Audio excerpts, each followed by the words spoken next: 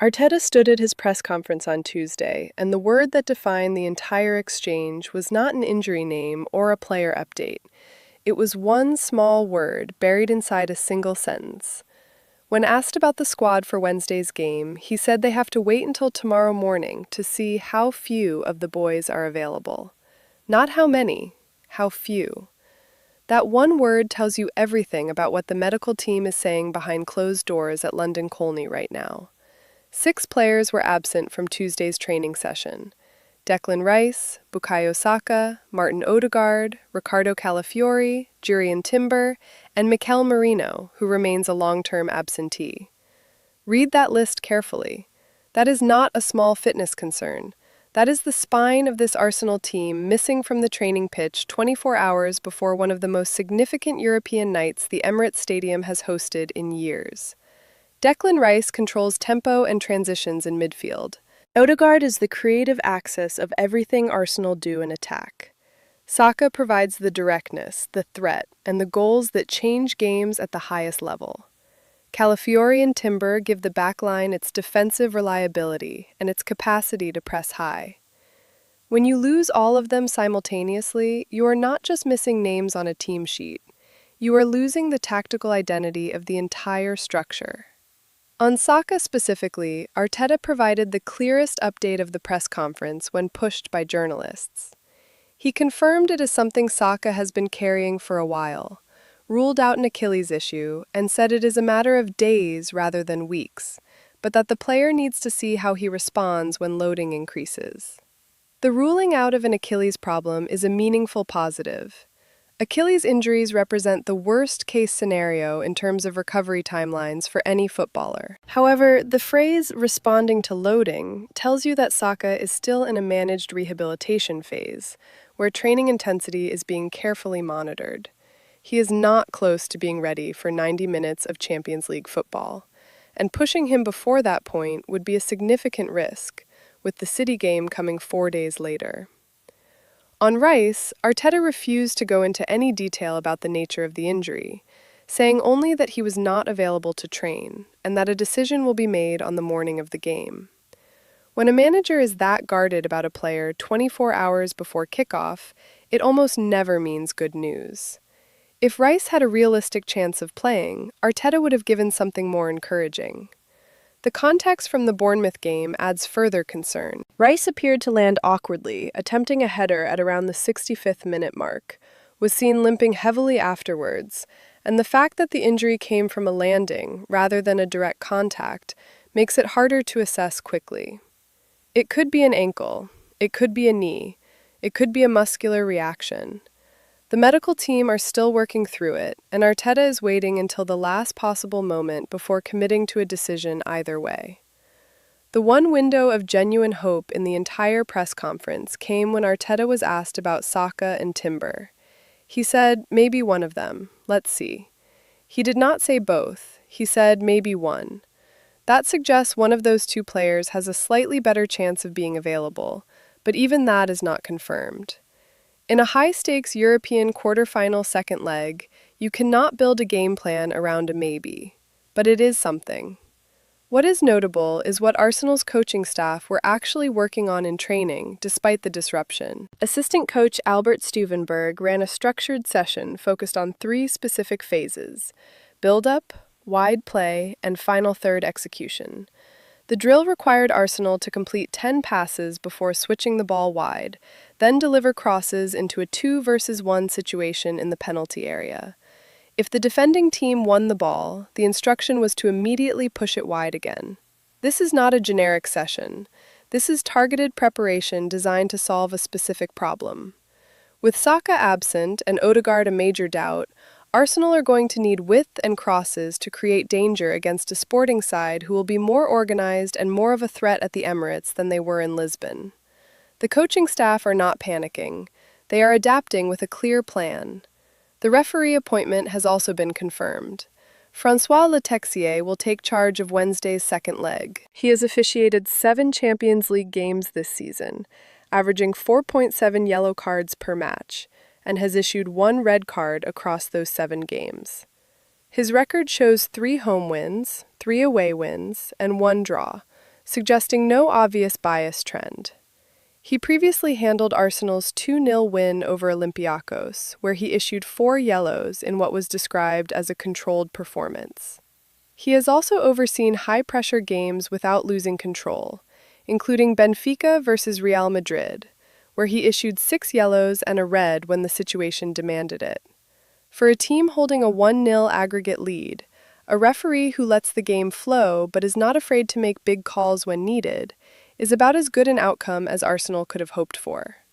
The yellow card average is the one area to monitor. With Arsenal potentially playing a high press and being stretched defensively through injury, discipline will be critical throughout. Arteta's own emotional state was perhaps the most revealing element of the entire press conference. When asked about his feelings ahead of the game, he said fire. He said he is on fire and that he has done so much to be in this position.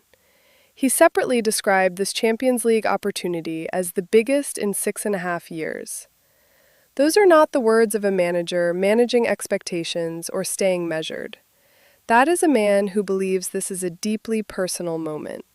The language he used, specifically referencing what he personally has done to get here, tells you that the ambition driving this campaign extends beyond tactics and team selection into something much more personal. Journalist Miguel Delaney has drawn comparisons between this situation and Jurgen Klopp's Liverpool in 2019, when a team was pursuing both the Premier League and the Champions League simultaneously, and the European prize held the stronger emotional pull. The tension this creates for Arsenal is real and worth stating directly. The club has finished second in the Premier League in each of the last 3 seasons. The fanbase is not primarily asking for the Champions League right now. They are asking for a league title after 22 years. If Arteta's decision-making in terms of injury management, rotation, and priority is privately weighted towards Europe over the league, that creates a misalignment with what supporters are demanding. Both competitions are genuinely within reach right now, but managing both simultaneously with a squad this heavily depleted is the greatest challenge Arteta has faced since taking charge. Roy Keane's reaction to the Bournemouth defeat is relevant here because he identified something important that goes beyond tactics and injuries.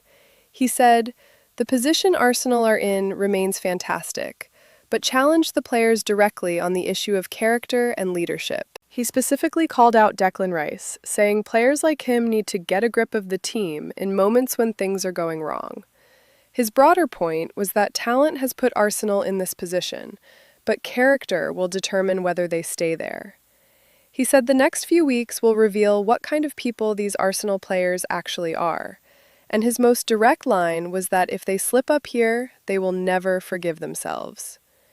Keane has seen title races from the inside, and his reading of what separates teams that win from teams that fall short tends to be accurate.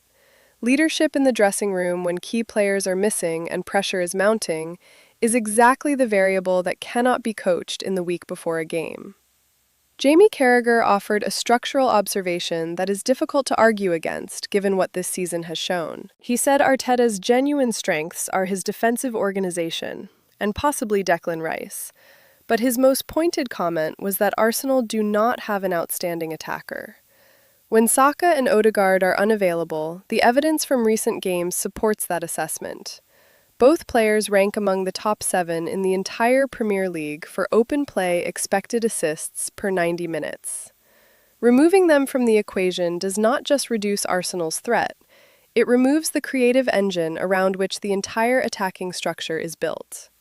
The Bournemouth defeat was the natural statistical consequence of playing without 2 of the most important chance creators in the league, not a motivational or tactical failure.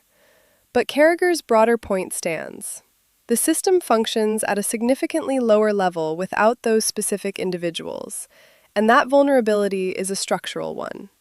Which brings the conversation directly to Max Daumann and the decision Arteta faces on the right wing. Noni Madueke started against Bournemouth in Saka's absence. In 54 minutes on the pitch, he completed 9 passes and managed 1 dribble.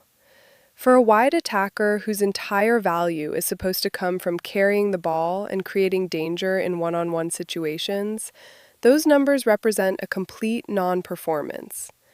Arteta now faces one of the most consequential selection calls of his managerial career. Does he persist with Madueke on a European night, hoping the bigger occasion produces a better performance? Or does he hand the opportunity to 16-year-old Dauman, who has already shown in his previous Champions League appearances this season that he belongs at this level?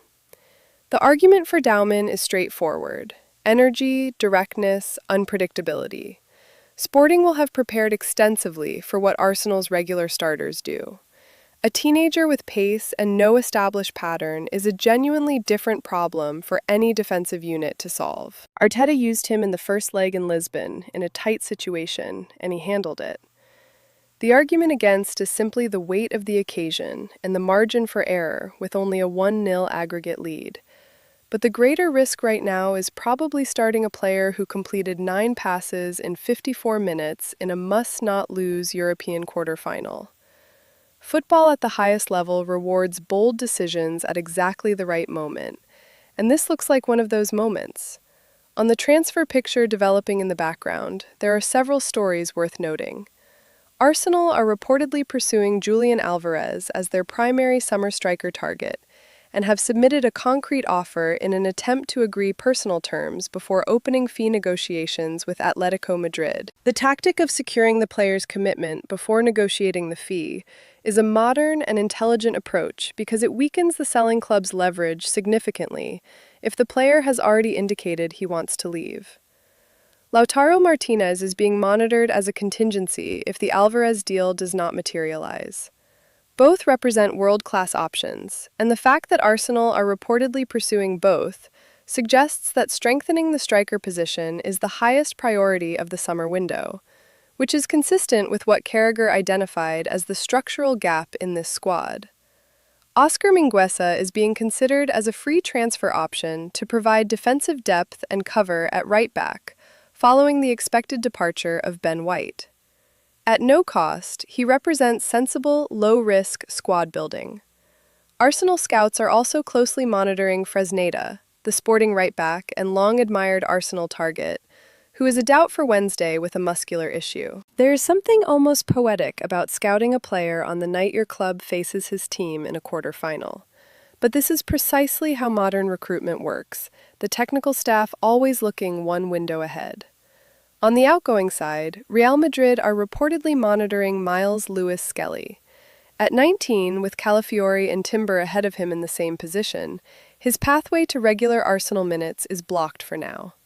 And if a serious offer arrives from Madrid, the club will face a genuinely difficult decision about development versus financial return. The full picture as of Tuesday evening is this.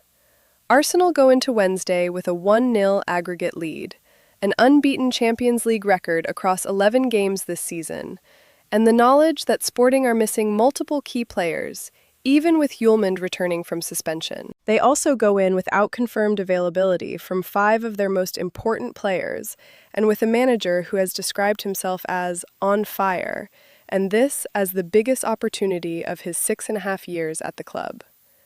The stakes on Wednesday are enormous, not just for the Champions League, but for the momentum heading into Sunday's title confrontation at the Etihad.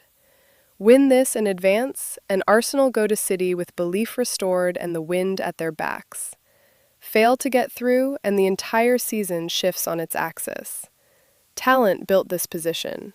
What happens over the next 72 hours will tell us whether the character exists to hold it.